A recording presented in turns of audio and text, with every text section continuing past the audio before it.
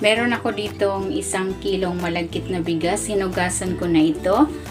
Ibababad ko muna ito sa tubig for 3 hours. Ayan, iset aside muna natin yan. Idadarang ko muna itong dahon. Ito yung pambabalot natin sa suman.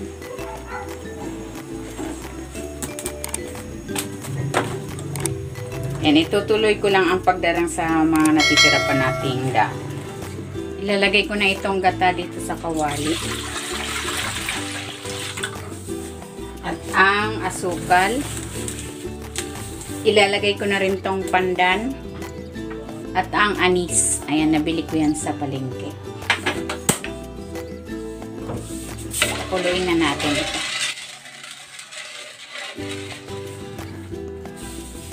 And kumukulo na yung gata, maglalagay ako dito ng asin.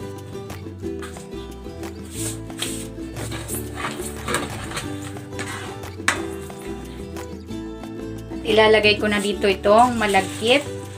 Ayan. Tinanggal ko na yan sa pagkakababad. And itutuloy natin ang paghalo nito hanggang sa maluto yung malagkit. Ayan, dahil binabad ko yung malagkit, saglit na lang natin itong lulutuin. Ayan, ito na yung malagkit. Natuyuan na. Ayan. Pero hindi pa ganun kaluto yung malagkit. Medyo matigas pa. Pero okay lang yan. Dahil ito naman ay papakuluan pa natin pagkatapos balutin. Nahanguin ko muna ito. Papalamigin ko, saka ko siya babalutin. Ayan, ito na yung dahon. And hinati-hati ko na yan sa ganyang size. Magbabalot na tayo. Maglalagay ako ng 1/4 cup na malagkit.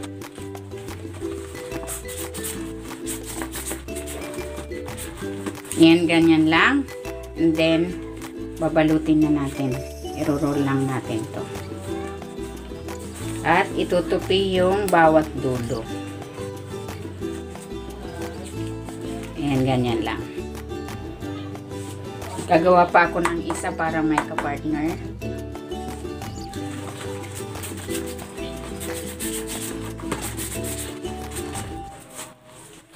Then, i-roll natin ulit.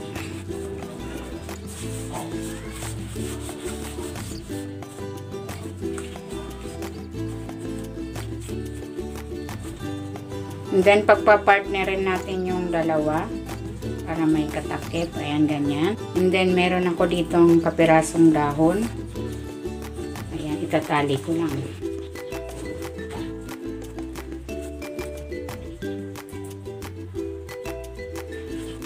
Tali pa natin yung kabilang dulo.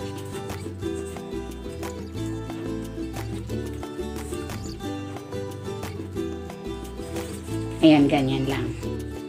Ayan, itutuloy ko lang ang pagbalot sa natitira pa nating malagkit. Ako magbalot. Lulutuin na natin itong suman.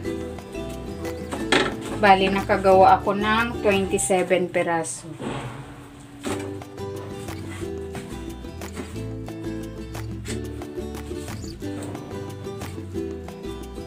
Lagyan ko na ng tubig. And may mga tirang dahon pa ako, ilalagay ko na rin para matakpan ng gusto.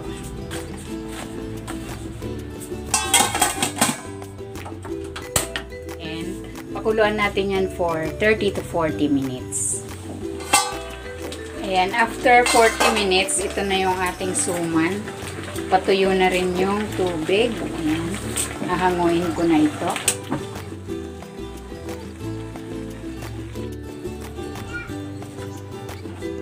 Tikman na natin.